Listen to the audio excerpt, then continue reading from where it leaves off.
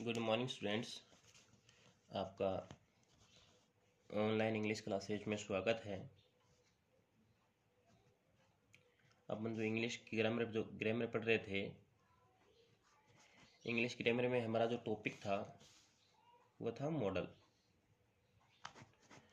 Model में हमने as a rule या फिर एज ए एस्पेक्ट हमने एस्पेक्ट ऑफ एबिलिटी पढ़ लिया था, और उम्मीद करता हूँ अच्छे से समझ में भी आया होगा आप लोगों के। मॉडल को आप कई तरीके से पढ़ सकते हैं, है ना। घबराने की ज़रूरत नहीं है। मॉडल एक ऐसा टॉपिक है जिसको दो तीन तरीके से पढ़ सकते हैं। बच्चे क्या होता है कि मॉडल के नाम से ही घबरा जाते हैं। इससे घबराना नहीं है। हालांकि बहुत से स्टूडेंट कहते हैं सर बहुत पढ़ा फिर भी इसका क्वेश्चन समझ में नहीं आया, गलत हो गया।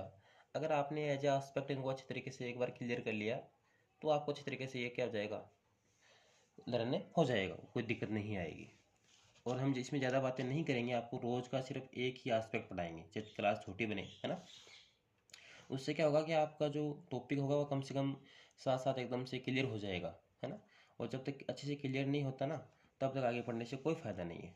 तो हम बात करेंगे आज aspect of a possibility. Aspect of possibility.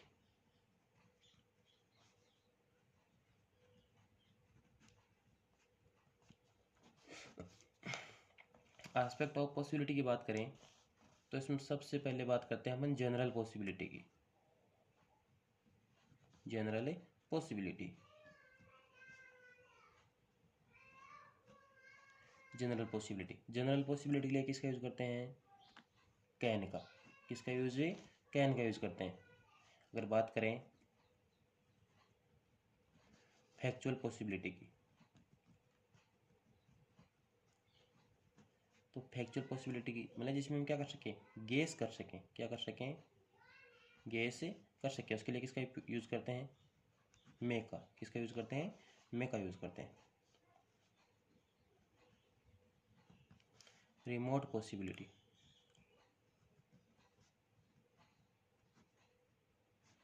Remote possibility किसका यूज़ करते हैं? माइट का। किसका यूज़ करते हैं? माइट का यूज़ करते हैं। अगर बात करें स्ट्रॉन्ग पॉसिबिलिटी की, strong possibility,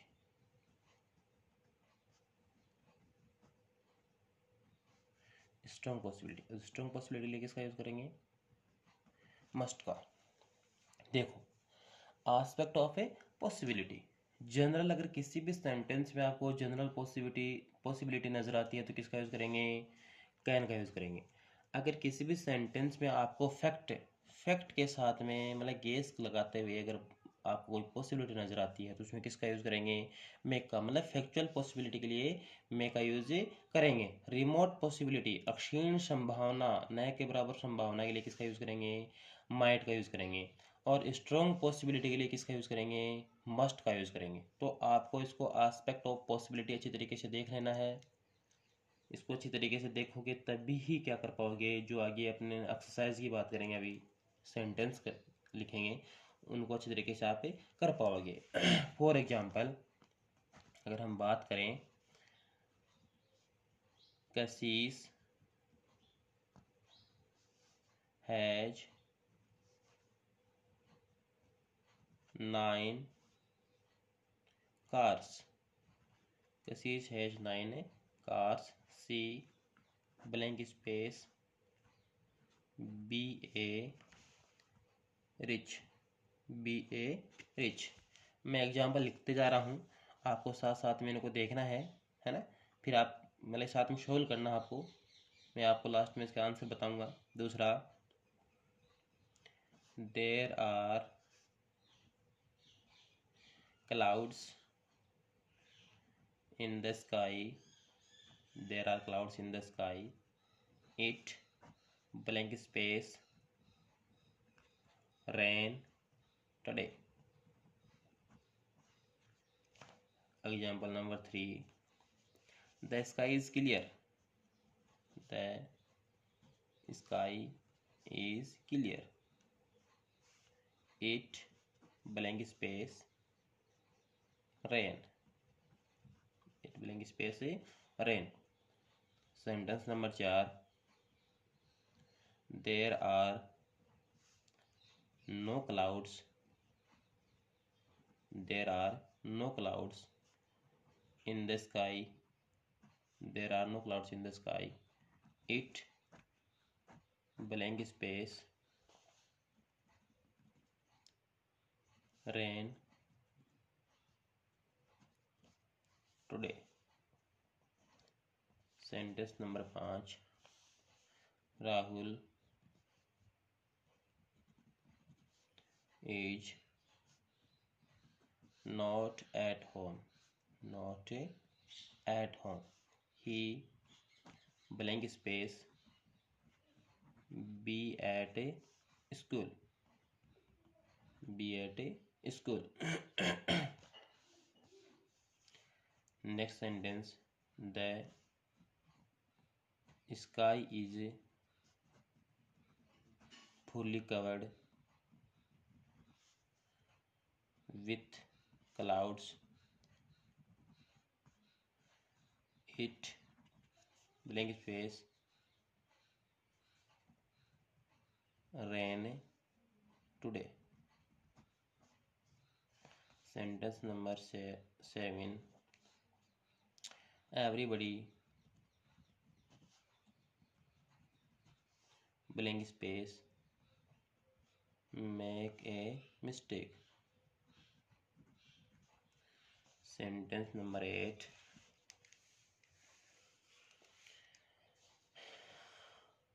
accident blank space happen every day। हाँ जी, तो अब आपके पास में एस्पेक्ट ऑफ पॉसिबिलिटी है। मैंने आपको 8 जो एग्जाम्पल हैं वो दिए हैं।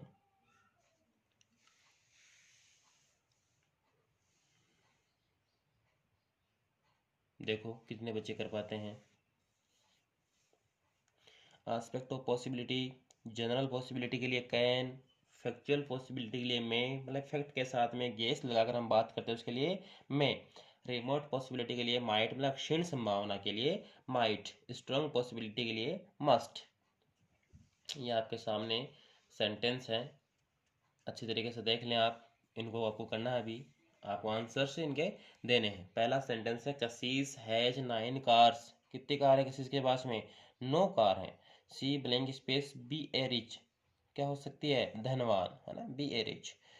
दूसरा सेंटेंस है, there are clouds in the sky, क्या है आकाश में? बादल हैं। It blank space rain today, क्या सकती है? बारिश। द स्काई इज क्लियर, आकाश क्या है? साफ है। इट ब्लैंक स्पेस रेन, क्या सकती है? बारिश।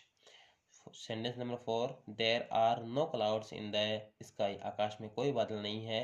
It blank space rain today, आज बारिश आ सकती है।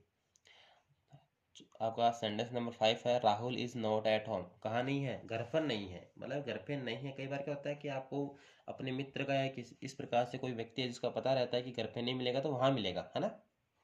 मतलब आप क्या करें, मतलब कि गैस करें, फैक्ट के साथ में गैस करें, है ना। 5वां सेंटेंस की बात कर रहा हूँ मैं, फैक्ट के साथ में गैस करें। Rahul is at not at home, घर पे नहीं है। He blank space be at school, कहाँ हो सकता है? पक्का स्कूल में मिलेगा। The sky is fully covered with clouds, आकाश पूरी तरीके से बादलों से भरा पड़ा है। It blank space rain today, आज बारिश से आएगी। अगला सेंटेंस है, everybody blank space make a mistake, हर कोई क्या करता है? गलती करता है। अगला सेंटेंस है, accident blank space happen every day, रोज क्या होता है? एक्सीडेंट होता है। देख लिया, 8 सेंटेंस हैं, अच्छी तरीके से देख लिया होगा आप लोगों ने। चलो आंसर बताता हूँ। पहला सेंटेंस है, कशिश हैज़ 9 कार्स, कशिश के पास कितनी कार हैं? 9 कार हैं, मतलब 9 कार हर भाई होना छोटी बड़ी बात, छोटी बात थोड़ी है, बड़ी बात है ना। तो उसके पास 9 कार हैं, तो पक्का ही वो क्या है? धनवान है। तो सी मस्ट बी ए रिच। अब ये मत कह देना सर क्या बता वो टॉयज हों उसके पास में, नहीं, कार की बात कर रहा है ना। कशिश हैज 9 कार्स की 9 कार हैं, तो पक्की वो क्या है? धनवान है। दूसरा है, there are clouds in the sky, आकाश में क्या है? बादल हैं। इसका मतलब आखिरी से आ सकती है भाई, फैक्ट है, अपन गैस लगा सकते हैं कि बादल है तो बारिश आ सकती है ना। तो इट मे रेन टुडे। तीसरा सेंटेंस है द स्काई इज क्लियर, आकाश एकदम से साफ है भाई, आकाश साफ है तो बारिश आने का चांस न के बराबर है ना, क्षीण संभावना है। तो माइट, इट माइट रेन। चौथा सेंटेंस है there are no clouds in the sky, आकाश में कोई बादल नहीं है ना, कोई भी बादल नहीं है तो भी वही बात है, माइट है ना, there are no clouds in the sky, आकाश में कोई बादल नहीं है तो इट माइट रेन टुडे, तो आज बारिश आने का चांस क्या है, बहुत कम है। ये देखो Rahul is not at home, घर पे नहीं है। He blank space be at school, कहाँ हो सकता है, स्कूल है। देखो घर पे नहीं है तो फैक्ट के साथ में बात करेंगे, गेस लगाएंगे, फैक्ट के साथ में घर पे नहीं तो स्कूल में मिलता है ना, तो फैक्ट के साथ में गेस के लिए मे, तो he may be at a school. Sentence number 6, the sky is fully covered with clouds, आकाश पूरी तरीके से बादलों से भरा पड़ा है। मतलब कि ऐसा नहीं कि बेशर बादल होते हैं जरूरी है कि बारिश आएगी, लेकिन अपने सेंटेंस की बात करेंगे, सेंटेंस के अकॉर्डिंग गेस लगाएंगे ना। तो क्या है, पूरी तरीके से बादलों से भरा पड़ा है, तो इट मस्ट रेन टुडे, तो आज बारिश आएगी ही। सर क्या होता है, बादल बहुत सारे होते हैं, कई बार बारिश नहीं आती है, अपने वो अनुमान नहीं लगाना है, अपने सेंटेंस के अकॉर्डिंग सोचना है ना।